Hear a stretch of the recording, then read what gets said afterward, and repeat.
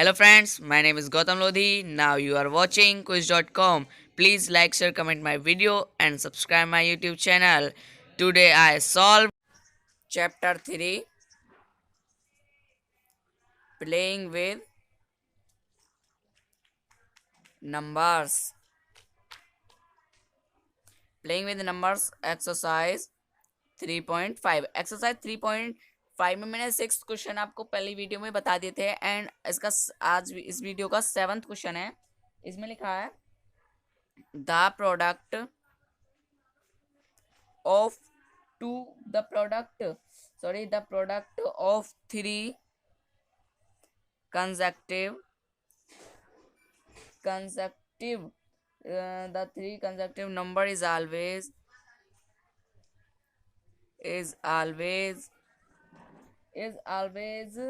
divisible by 6.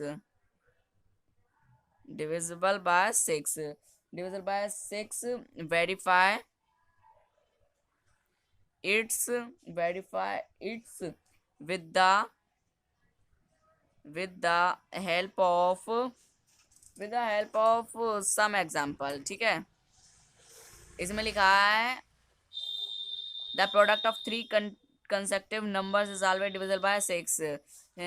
कोई three लगातार three numbers is always वो हमेशा डिवाइड होते हैं 6 से। Verified it with the help of some examples, हमें वो वेरीफाई करने हैं कुछ एग्जांपल्स देकर। ठीक है, हम फिर कंटिन्यू लेते हैं एंड हमने यहाँ पे लिया टू ले लिया एंड पहला एग्जांपल है 2, फिर 3 ले लिया एंड फिर 4 ले लिया। 2 3 6 6 4 24 हो गया। यहाँ पे 24 डिवाइड हो सकता है 6 से। Yes, 24 is divisible bye 6। ठीक है, पहला एग्जांपल हो गया एंड सेकंड एग्जांपल में हम लेते हैं यहाँ पे 5 6 एंड 7। 5 6 30 एंड 37 210। 210 डिवाइड हो सकता है, इज डिविजिबल बाय 6। ठीक, ये भी डिवाइड हो सकता है। एंड इसमें थर्ड एग्जाम्पल है 8 मल्टीप्लाई 9 एंड मल्टीप्लाई 10 एंड इसका मल्टीप्लाई किया हमने 9 8 जा 72 एंड 10 7200 एंड यहाँ पे हो जाएगा 7200। ठीक है, यहाँ पे हो गया 7200 हो गया। ठीक है, यहाँ पे 7000 8 9 70 हो गया एंड 7200, तो यहाँ पे हो जाएगा 8 9 72 एंड यहाँ पे 720 होगा, इज डिविजिबल बाय 6। ठीक है, 720 इज डिविजिबल बाय 6, वो 6 से डिवाइड हो जाएगा। ठीक है, ये हो गया सेवन क्वेश्चन सॉल्व हो गया। अगर सेवन क्वेश्चन अगर आपको समझ में नहीं आया तो आप मुझे कमेंट बॉक्स में बता सकते हैं।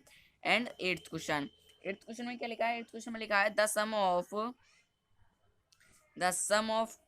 To consecutive odd number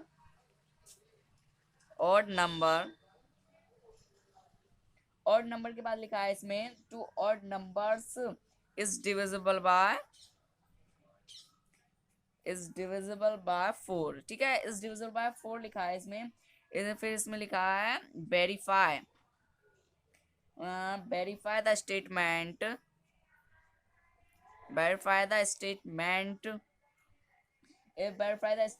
with the help of some examples।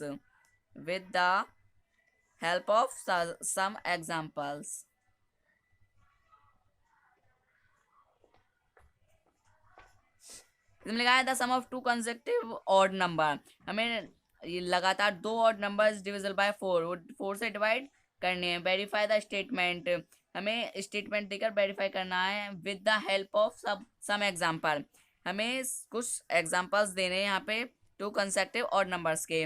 हम इसमें ऑड नंबर्स लेते हैं। ऑड नंबर 1 हो गया एंड +4 3 हो गया यहाँ पे एंड 1 + 4 = 4 हो गया। ये पहला एग्जाम्पल है। 4 हो गया। क्या 4 डिवाइड हो सकता है 4 से?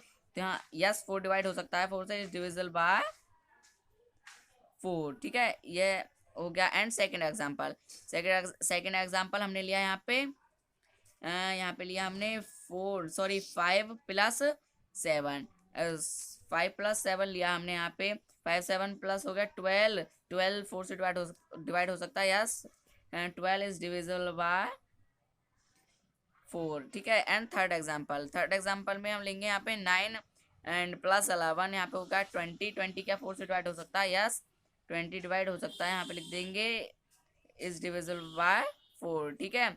8th क्वेश्चन सॉल्व हो गया। 8th क्वेश्चन अगर आपको समझ में नहीं आया है तो आप मुझे कमेंट बॉक्स में बता सकते हैं। And 9th question, 9th question में क्या लिखा है? 9th क्वेश्चन में लिखा है in which of the following expression, यहाँ पे लिख देंगे हम एक्सप्रेशन, एंड एक्सप्रेशन के बाद लिखा है इसमें प्राइम फैक्टराइजेशंस, ठीक है, prime factorisations has been done, ठीक है, हैज बीन डन। इसमें कुछ क्वेश्चंस दिए हैं ए, ठीक है, यहाँ पे हमें in which of the following expression prime factorisation has been done, इसमें कौन से फैक्टराइजेशन डन है, मतलब कि कौन से फैक्टराइजेशन सही है। तो 24 इज इक्वल टू 2 × 3 × 4, ठीक है, हमने यहाँ पे इसका फैक्टराइजेशन तो हो गए। 2 प्राइम नंबर है, यस, 3 प्राइम नंबर है, लेकिन 4 प्राइम नंबर नहीं है, 4 कंपोजिट नंबर है, ये और इसके टुकड़े हो सकते थे पर बट इसमें नहीं किए हैं, तो इसलिए ये कंपोजिट नंबर नहीं है, तो हम यहाँ पे अपनी तरफ से फॉल्स लिख देंगे। एंड बी में क्या लिखा है? बी में लिखा है 56 इज इक्वल टू 2 × 7 × 2 × 2, हमने यहाँ पे थोड़ा अलग लिख दिया है। 2 यस प्राइम नंबर है, 7 भी प्राइम नंबर है, 2 भी प्राइम नंबर है, 2 भी प्राइम नंबर है, तो इसलिए ये ट्रू हो जाएगा। एंड सी में क्या लिखा है? सी में लिखा है 70 2 × 5 × 7, 2 यस 2 प्राइम नंबर है, 5 भी प्राइम नंबर है, एंड 7 भी प्राइम नंबर है, तो इसलिए हो जाएगा ट्रू। एंड डी में क्या लिखा है? डी में लिखा है 54, ठीक है, 54 लिखा है डी में। एंड 2 × 3 × 9, ठीक है, यहाँ पे 2 × 3 × 9 हो गया।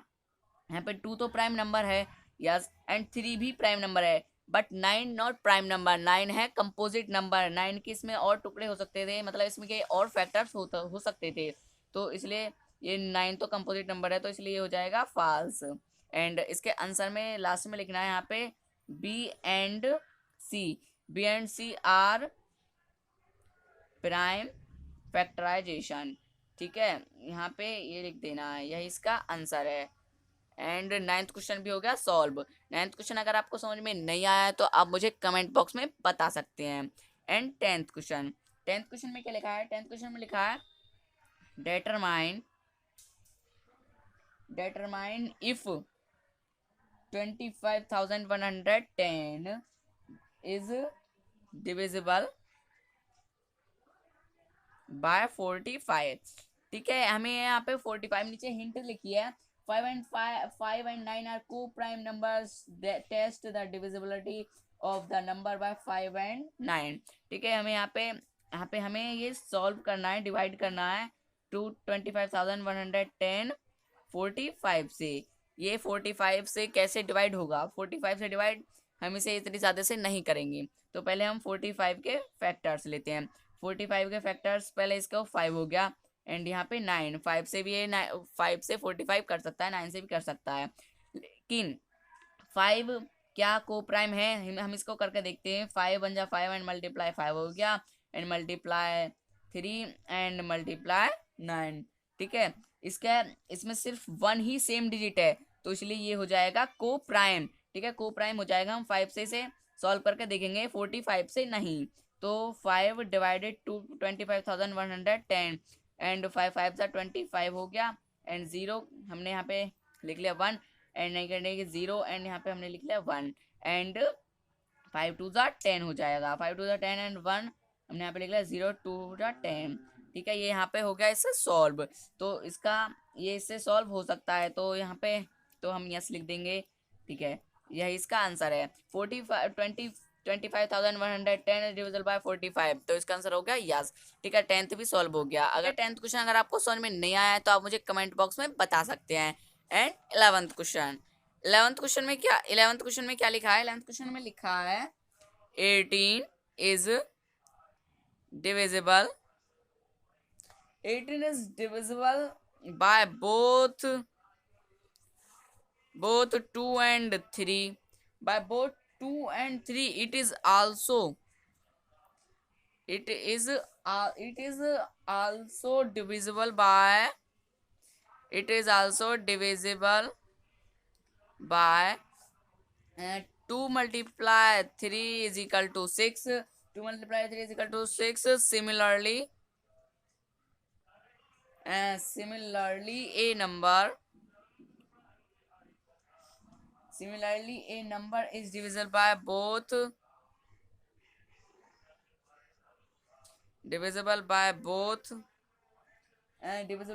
के बाद लिखा है 4 and 6. ठीक है, 4 and 6. फिर इसके आगे लिखा है कैन यू बी से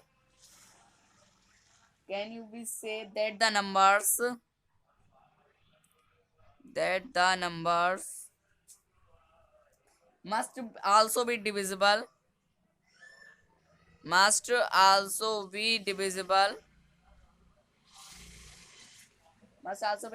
by 4 multiply 6 is equal to 24. ठीक है, 24 के बाद लिखा है if not given an example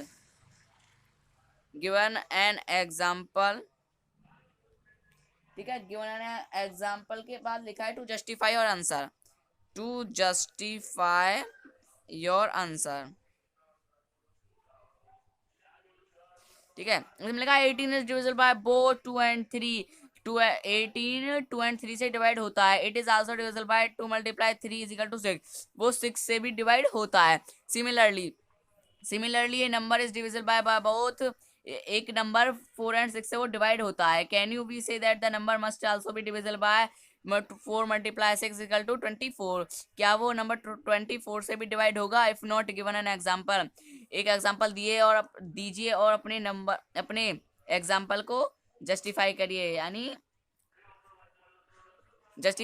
यानी मतलब उसको समझाइए. ठीक है, तो हम यहाँ पे करते हैं, हम 4 and 6, यहाँ पे लिखा है 4 and 6. तो हम इसके पहले मल्टीप्लाई करेंगे क्यों, वो दोनों में से किसको आएगा.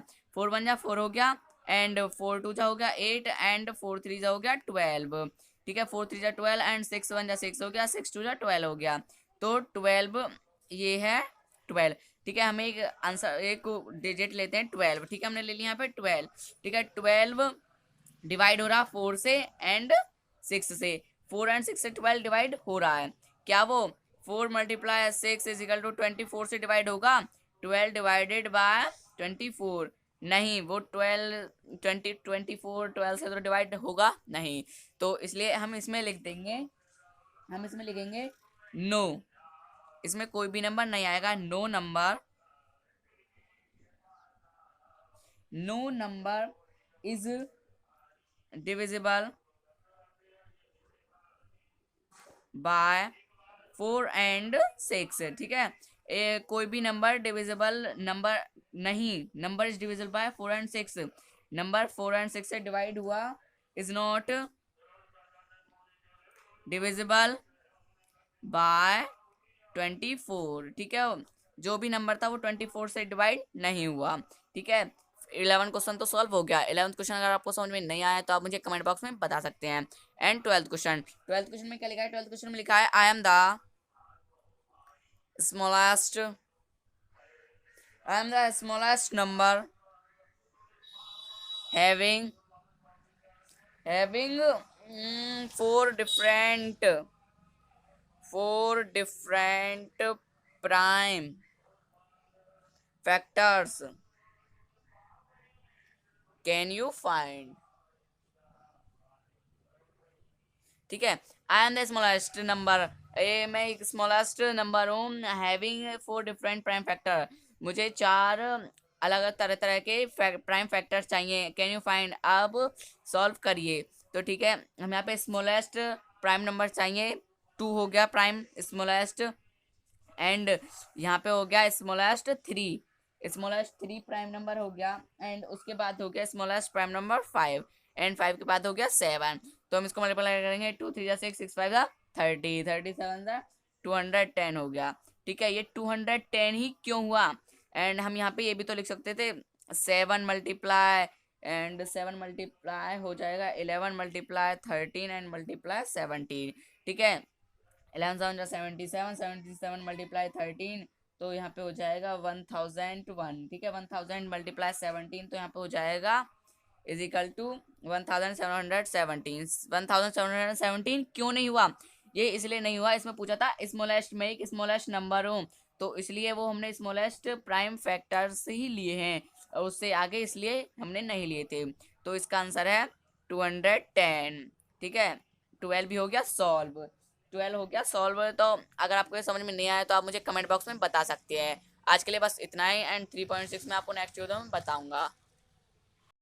Thanks for watching my video and subscribe my YouTube channel.